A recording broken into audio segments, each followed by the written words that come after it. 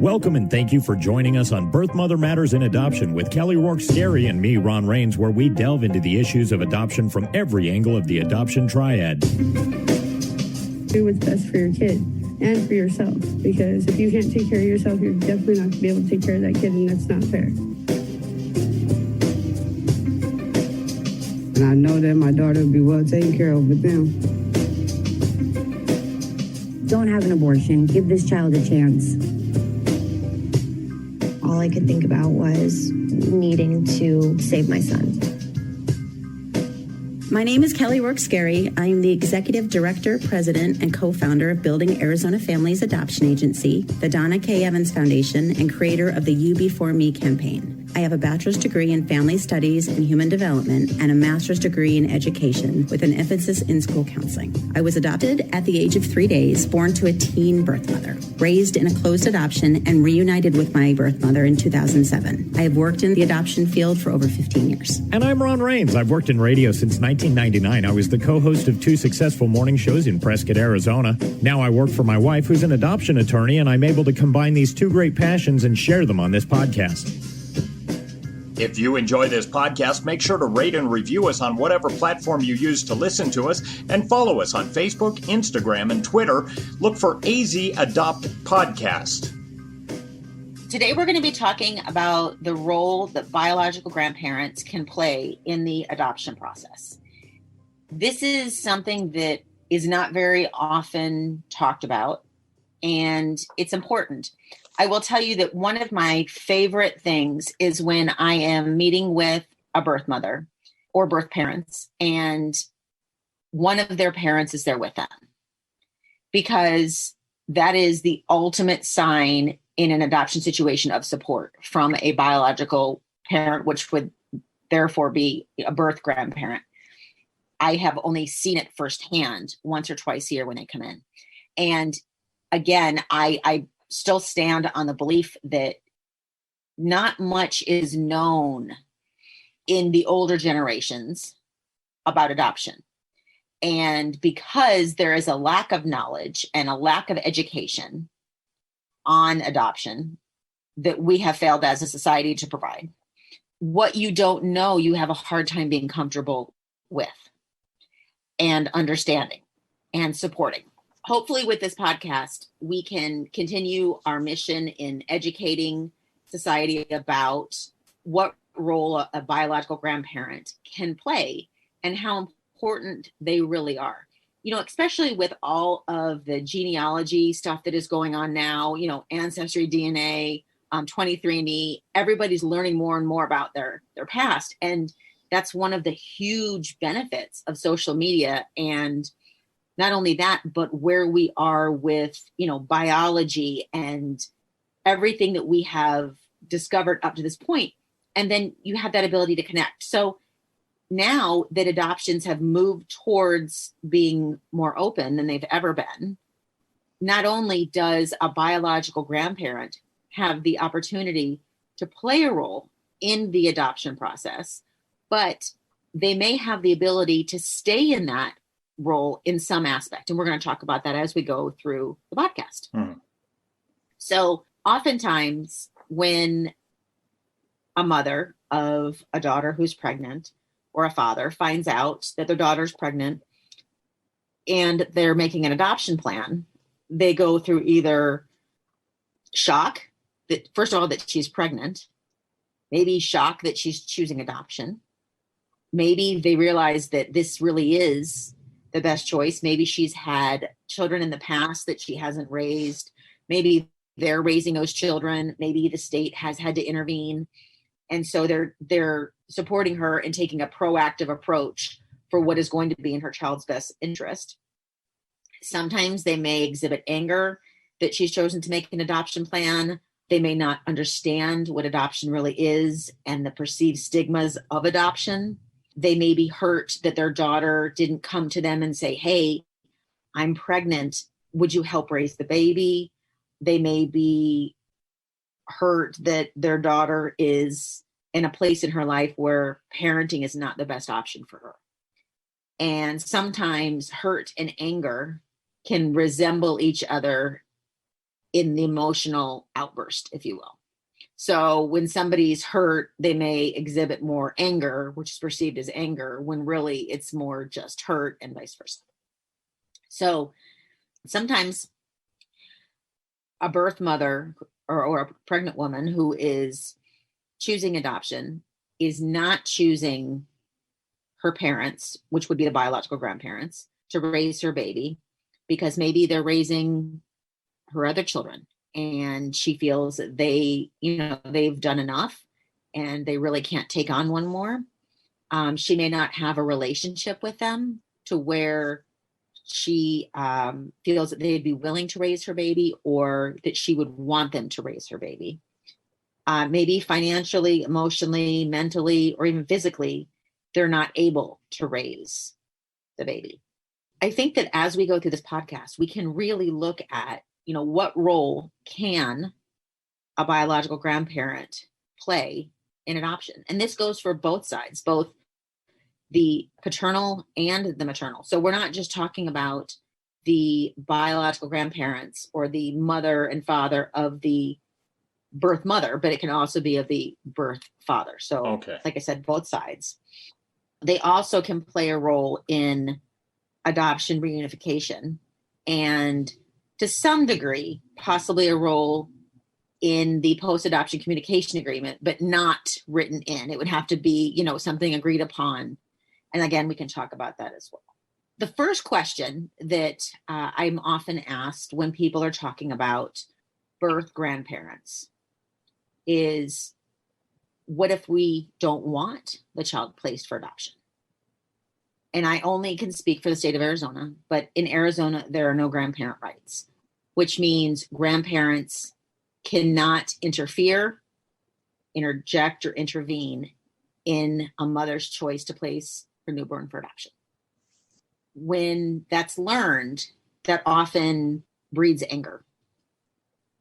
They feel like they're having that control to some degree taken from them. They don't have a choice. It's just what the birth mother or the birth parents want to do. That is correct. And in those situations, I think that it is normal, natural for a grandparent to go through the grieving process and maybe even seek counseling if needed, because that can be very hard. If that was your hope and your dream and what you wanted to happen, and that's not going to occur, then that is a loss. And anytime you experience a loss, it's okay to grieve. I would say that, as parents, we don't always agree with our children's choices. But that doesn't mean that we don't still want to support our children.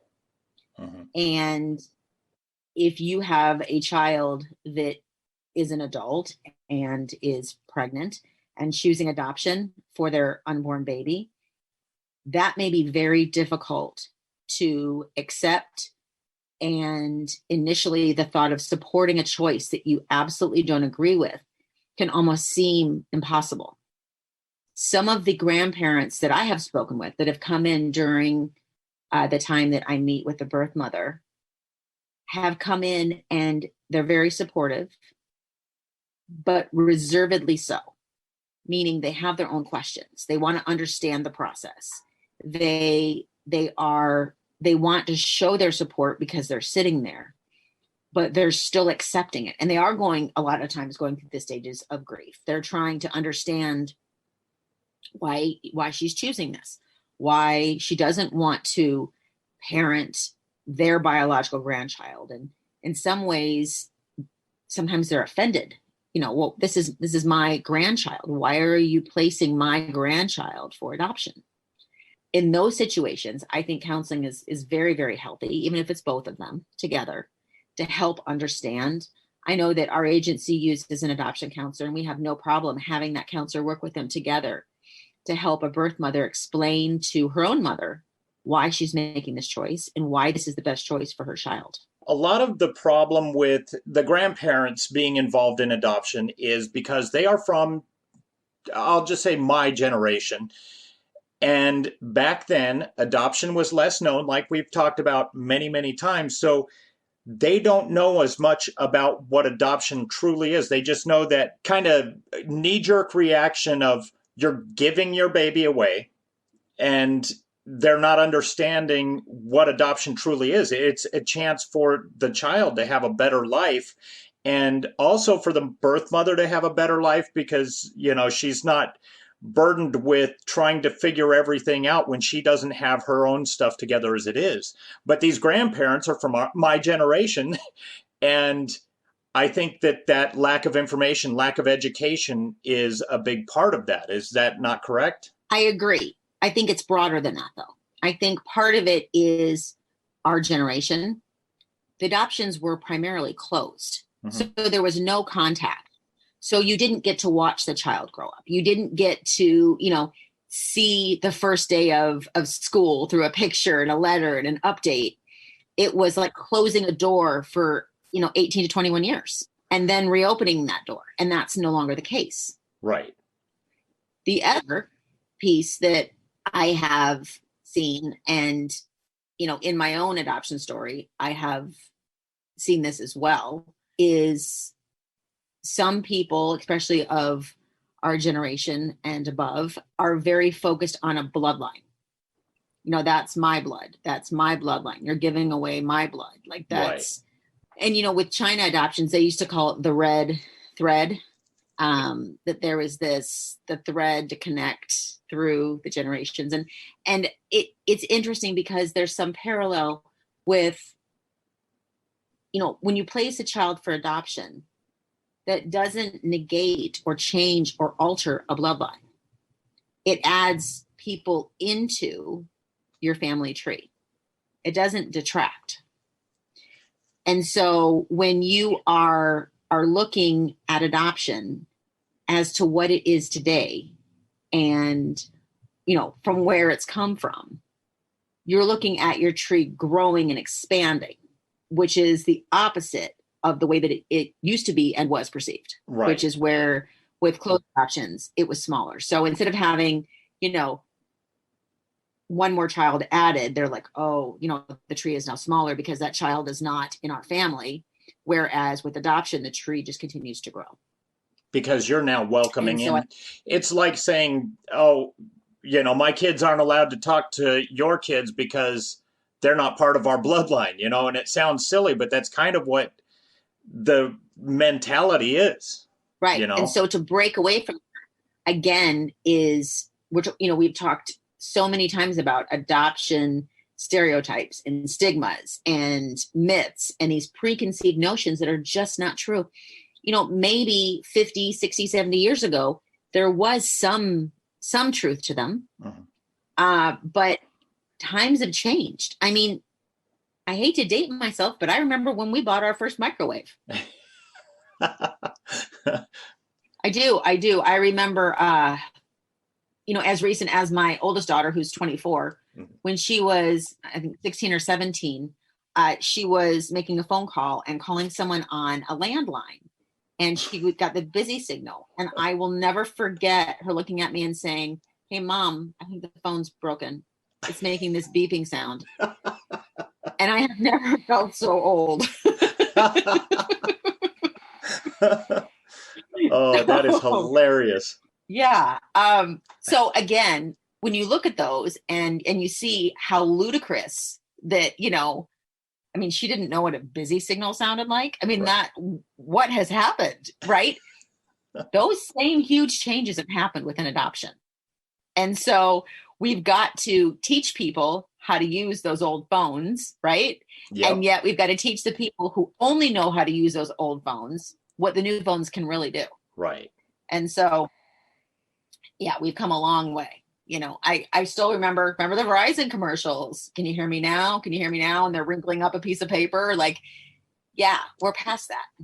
Yeah. What is important in the adoption world for the adoptee is having access or knowledge of, or even medical, social information about their biological birth grandparents is huge. When I reunited with my birth mother, my biological grandmother had passed away a few years prior. And so I never got to meet her, but I was able to learn all about her. I have pictures of her. I have, her medical history. And that was really interesting. And she actually played a huge role in my adoption. In what way? As we've talked about in the past. I mean, for those listeners who've heard this before, I apologize. But when my mother went to the doctor for the first time, it was 3 weeks before I was born. And they didn't know that she was pregnant. The doctor, I guess, lifted up my mother's blouse and told my biological grandmother, ma'am, she's about to have a baby any minute. And that is where my biological grandmother passed out. And said, because, I mean, that was a shock. And after that, my mother said that both the doctor, when she came to, and her mother left the room, and they came and talked for a little bit, and then came back and said to her, that the adoption they felt was the best option. And my mother had just turned 16, and they went with that. So she, my mother was the third youngest of 9, and at the time my grandmother was a single parent, and raising another baby was not something that she was wanting, willing, or maybe even able to do. Right. I mean, having raised 9 children, and at that point being a single mother and not wanting to start all over is understandable. And so she basically got your mom to it wasn't an adoption agency, but she got her to the lawyer basically. And right. Yeah. It was an adoption attorney.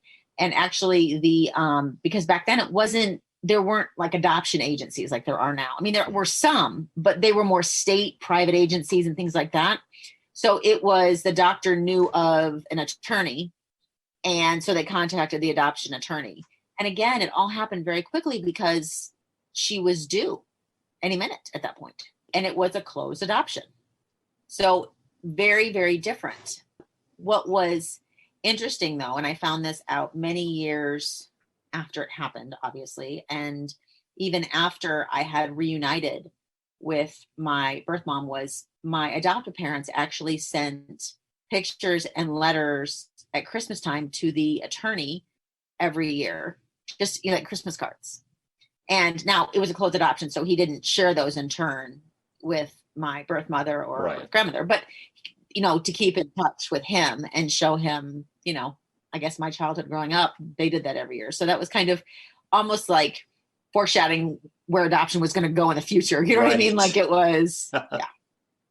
Yeah. So that was interesting. And, because of the timing and everything, the area that my biological family lived in and grew up in, I mean, they primarily grew up in West Virginia, and then they moved to Ohio for a bit, and that's where I was born.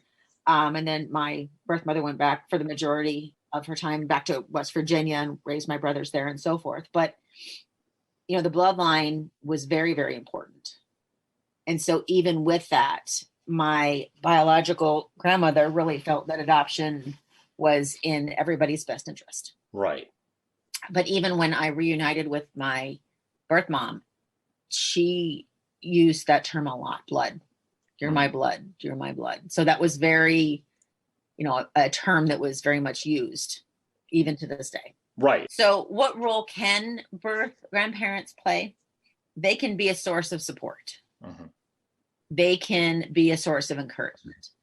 I always tell birth mothers, in the middle of the night at 3:00 in the morning, when you can't sleep or you wake up and you have those moments of doubt or the voices in your head that, keep you awake at night with your thoughts racing and anxiety playing into your adoption choice or your adoption plan, to be able to pick up a phone and call your mom or call your dad and just have them be that source of comfort and reassurance is unparalleled. I mean, to have that person that is going to stand by you is something that's the greatest gift of all.